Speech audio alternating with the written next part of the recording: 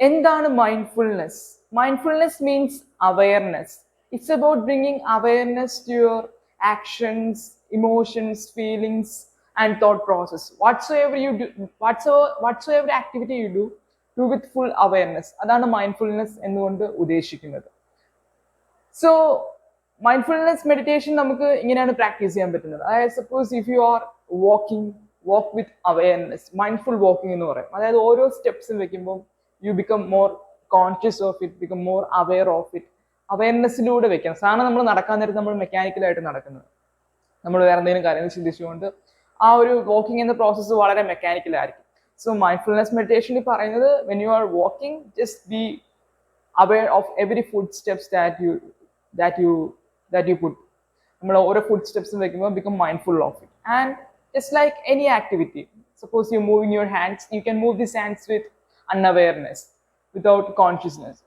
So when you're doing mindfulness, just move these hands with awareness. Just move it with awareness, with full awareness and alertness. Just be fully aware. So ഏത് activity, like day to day activities നോക്കുകയാണെങ്കിൽ നമ്മൾ ഭക്ഷണം കഴിക്കുക, അങ്ങനെ ഇപ്പം നമ്മൾ പല്ല് തേക്കുക, കുളിക്കുക, അങ്ങനെ ഇപ്പോൾ suppose you driving a car drive ചെയ്യുമ്പോൾ ഓരോ ഗിയർ ചേഞ്ചിങ്ങും just don't do it mechanically. സാധാരണഗതിയിൽ നമ്മുടെ സബ് കോൺഷ്യസ് ആയിരിക്കും ഇതെല്ലാം ചെയ്യുന്നത്. നമ്മൾ കാർ ഡ്രൈവ് ചെയ്യുമ്പോൾ അതിന് പകരം try to be conscious, become mindful of every gear changing, അല്ലെങ്കിൽ ആക്സിലേറ്ററിൽ നമ്മൾ ചവിട്ടുക. Just become mindful of that.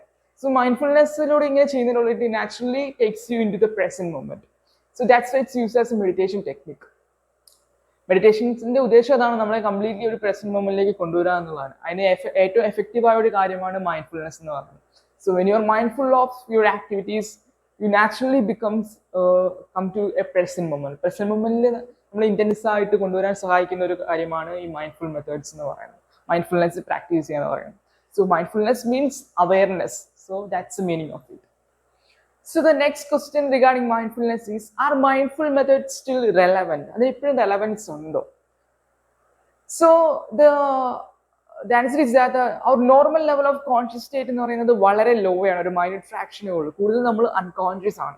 So അതുകൊണ്ട് തന്നെ നമുക്ക് ഈ മൈൻഡ്ഫുൾ മെത്തേഡ്സ് നമ്മുടെ ഡേ ടു ഡേ ആക്ടിവിറ്റീസിൽ കൊണ്ടുവരാന്ന് പറയുന്നത് ഇച്ചിരി ഡിഫിക്കൽട്ട് ആണ്. കാരണം നമ്മൾ ഫോർഗെറ്റ് ചെയ്യും, നമ്മൾ മറന്നു പോകും. നമ്മൾ വിചാരിക്കും നമ്മൾ മൈൻഡ്ഫുൾ ആയിട്ട് നമുക്ക് എല്ലാ കാര്യങ്ങളും ചെയ്യാൻ പറ്റുമായിരിക്കും. പക്ഷെ നമ്മളിപ്പം നടക്കുമ്പോൾ തന്നെ നമ്മൾ രാവിലെ എണീറ്റിരിക്കുമ്പോൾ വിചാരിക്കും ഇന്ന് ഞാൻ മൈൻഡ്ഫുൾ ആയിട്ട് എല്ലാ ആക്ടിവിറ്റിയും ചെയ്യണം എന്ന് വിചാരിക്കുമ്പോൾ നമ്മളൊരു 1 or 2 minutes നമ്മൾ മൈൻഡ്ഫുൾ ആയിരിക്കും. പക്ഷെ പിന്നെ നമ്മൾ നാച്ചുറലി ഒരു ഫോർഗെറ്റ്ഫുൾനെസ്സിലേക്ക് പോകും. കാരണം നമ്മുടെ അൺകോൺഷ്യസ് സ്റ്റേറ്റ്, നമ്മൾ കൂടുതൽ അൺകോൺഷ്യസ് ആണ്. സോ നമ്മൾ തന്നെ ഇത് മറന്നു പോകും. നമ്മൾ മൈൻഡ്ഫുൾ ആയിട്ട് എല്ലാ കാര്യങ്ങളും ചെയ്യണമെന്നുള്ള കാര്യം നമ്മൾ അങ്ങ് മറന്നു പോകും. സോ അങ്ങനെ ഒരു ഫോർഗെറ്റ്ഫുൾനെസ് ഉള്ളത് കൊണ്ട് തന്നെ നമുക്ക് 24 hours മൈൻഡ്ഫുൾ ആയിട്ട് ഇരിക്കാൻ ഭയങ്കര പാടാണ്. സോ അതുകൊണ്ടാണ് ഒരുപാട് മെഡിറ്റേഷൻ ടെക്നിക്സ് ഡെവലപ്പ് ചെയ്തിരിക്കുന്നത്, ഏൻഷ്യന്റും മോഡേണുമായിട്ടുള്ള ഒരുപാട് ടെക്നിക്സ്. അപ്പൊ ആ ടെക്നിക്സിന്റെ ഒക്കെ ഒരു രീതി എന്ന് പറഞ്ഞു കഴിഞ്ഞാൽ അത് നമ്മൾ പ്രാക്ടീസ് ചെയ്യുന്ന നേരത്ത് ഇൻഡയറക്ട്ലി നമുക്ക് മൈൻഡ്ഫുൾനെസ് കിട്ടും. ഇൻഡയറക്ട്ലി ഒരു അവയർനെസ്സിലേക്ക് നമ്മളെ കൊണ്ടുവരും. നമ്മൾ ഡയറക്ട്ലി മിക്ക ടെക്നിക്സിലും നമ്മൾ ഡയറക്ട്ലി അവയർനെസ് പ്രാക്ടീസ് ചെയ്യണമെന്നില്ല. ആ ടെക്നിക്സ് ചെയ്യുന്നതിലൂടെ അവയർനെസ്സും മൈൻഡ്ഫുൾനെസ്സും ഇൻഡയറക്ട്ലി നമ്മളിലേക്ക് വരും.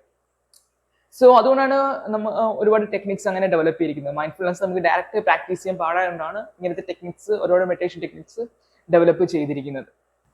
But still mindful methods are still relevant in some cases. അതായത് suppose you are doing some activity with intense passion and dedication. നമ്മളൊരു ആക്ടിവിറ്റി ഭയങ്കര ഡെഡിക്കേറ്റഡ് ആയിട്ട് ഒരു ഇന്റൻസ് ലവോടെ നമ്മൾ ചെയ്യുന്നു. Suppose you are playing cricket. നിങ്ങൾക്ക് ക്രിക്കറ്റ് കളിക്കാൻ ഭയങ്കര ഇഷ്ടമാണെന്ന് വിചാരിക്കുക, അല്ലെങ്കിൽ നിങ്ങൾക്ക് പാട്ട് പാടാൻ ഇഷ്ടമാണ്, ഡാൻസ് കളിക്കാൻ ഇഷ്ടമാണ്.